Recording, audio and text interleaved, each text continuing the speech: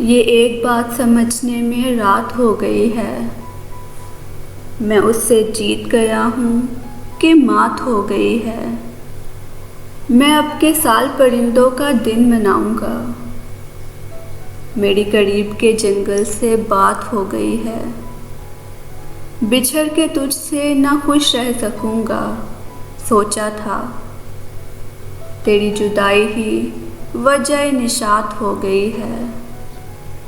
बदन की एक तरफ दिन तलू मैंने किया, बदन के दूसरे हिस्से में रात हो गई है। मैं जंगलों की तरफ चल पड़ा हूँ, छोड़कर घर। ये क्या कि घर की उदासी भी साथ हो गई है। रहेगा याद मदीने से वापसी का सफ़र। मैं नज़्म लिखने लगा था कि नात हो गई है।